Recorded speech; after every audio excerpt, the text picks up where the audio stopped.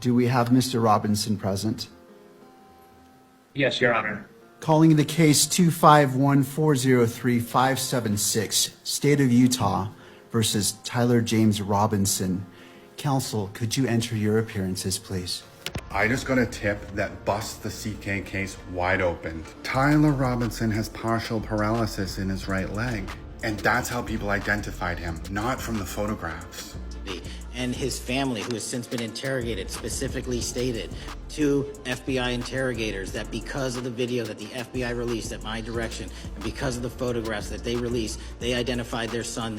This means that his unusual gait, his limp, was not because there was a rifle down his pants, and those of us with eyeballs already knew this. But this confirms it.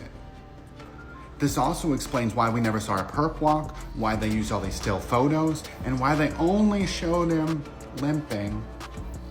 Okay, guys, so the whole Charlie Kirk situation just went from wild to absolutely insane. So listen, 50 Cent has inserted himself into the Charlie Kirk shooting drama, and the tea he's spilling is straight up scalding. Now, according to some serious inside whispers, Tyler Robinson has allegedly cut a plea deal with the feds for a lighter sentence. But y'all, this is where it gets messy. Word on the street is 50 Cent didn't just reveal who pulled the trigger, he allegedly dropped names about who paid to make it happen. Apparently, Tyler was just a distraction while the real shooter slipped away. And if that's not enough to make your jaw drop, there are even rumors of foreign intelligence playing a role in all this. But here's the kicker. 50 Cent himself is saying these revelations might be tied to a whole lot of other events the feds supposedly don't want the public to know about, and that Tyler might just be the collateral damage in a crime he didn't even commit. So, yeah, grab your seat because we're about to unpack this mess and it's going to be a wild ride. In case you missed it, the whole investigation into Charlie Kirk's shooting has everyone side-eyeing the feds right now, and for good reason. They've been caught slipping after dropping details that just don't add up about who actually pulled the trigger and how the shooter got away. So here's what went down.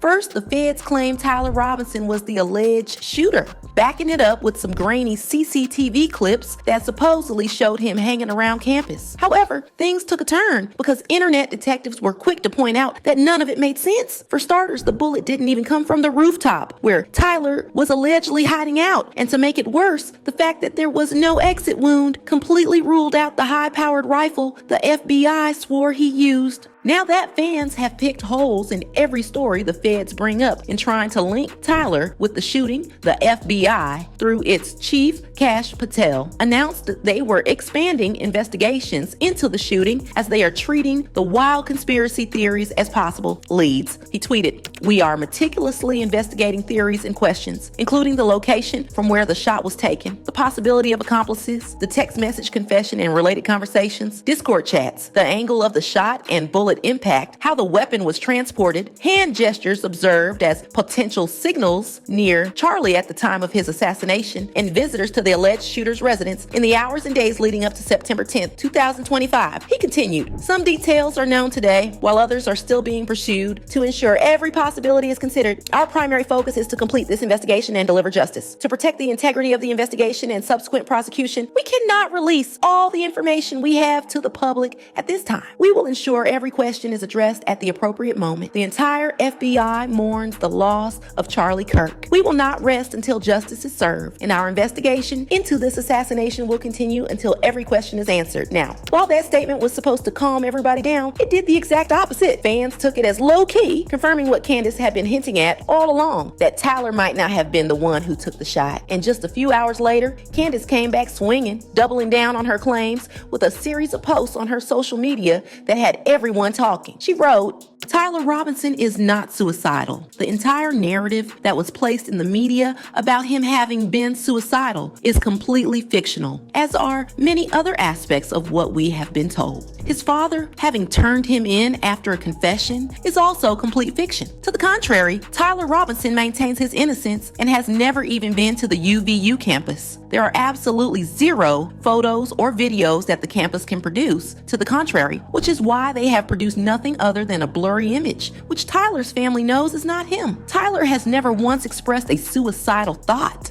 I want to make that clear. The federal government is lying about absolutely everything, other than the fact that it is his gun. Now here's where things get super interesting. Candace actually confirms the gun actually belongs to Tyler, but he wasn't the shooter. And from the look of things, it looked like he was paid to serve as a distraction while the main shooter took the shot and escaped. Now, in my opinion, the shooting looked like it was well coordinated because Charlie wasn't the only one that served as the distraction, because a man was also arrested at the scene. Immediately, Charlie was shot, claiming he shot him. So someone had these people present, so the shooter escaped. Now, Charlie was officially charged with single counts of aggravated murder, felony discharge of a firearm, and violent offense in the presence of a child, along with 2 counts each of obstruction of justice and witness tampering.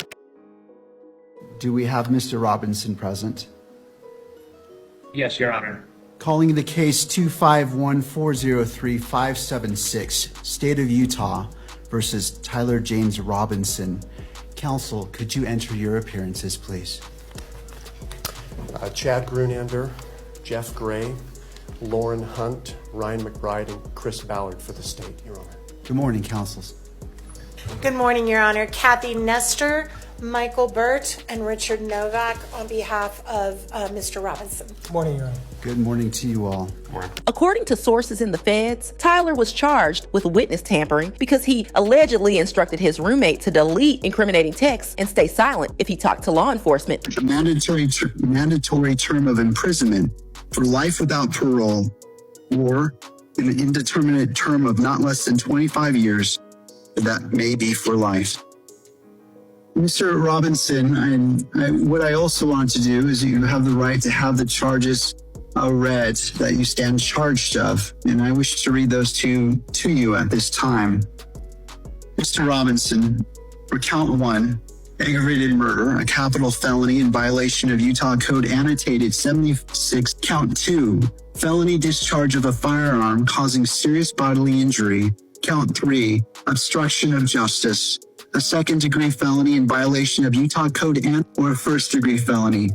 Count 4, obstruction of justice, a second-degree felony in violation of Utah Code 76-8-306. So here's where things get even crazier. According to report, Tyler's legal team asked the court for more time to go through what they called a massive pile of evidence before deciding whether they'll push for a preliminary hearing. Now, from what's out there so far, prosecutors are allegedly building their case using text messages, DNA evidence, and other digital communications to tie Tyler to the shooting. But here's the twist. Inside sources are saying Tyler may have already taken a plea deal with prosecutors in exchange for a lighter sentence. And y'all, the details are wild. The source claims Tyler admitted he was hired to act as a distraction so the real shooter could escape. He reportedly told the feds he was told to show up on campus with his gun, but insists he never fired a single shot and had nothing to do with Charlie's death.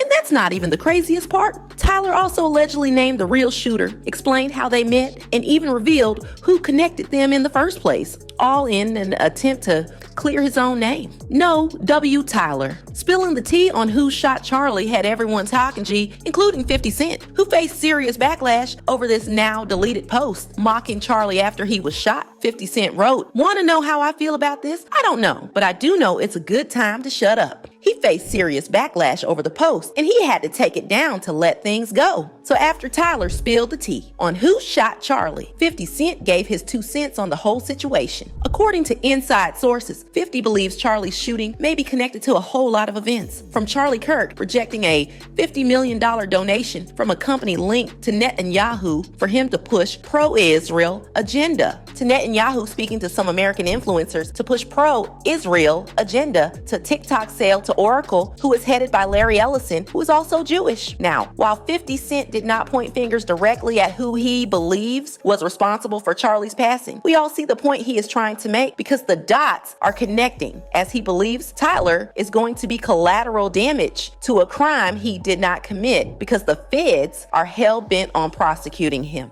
50 Cent exposing how the feds were going to use Tyler Robinson as the fall guy to end this investigation had fans talking, and they left comments saying, 50, it's all about doing the right thing, period. They hated on you. You took 9 bullets. That didn't teach you anything. It's all about doing the right thing. Pick a side, the devil or God. Damn right, 50's smart. Let the fools sort each other out, and the strong will end up still standing. Good luck. The right needs to stop caring about the left's BS. They literally got every mentally unstable person in this country on that side. You say one wrong thing, and you might just be next. 50 Cent is smart, always has been. So, do you think Tyler deserves to face the court since the police don't have compelling evidence that he shot Charlie Kirk? Or do you think the texts, DNA found on the gun, were enough evidence to prosecute him? Let me know what you think in the comments, then check out the next video.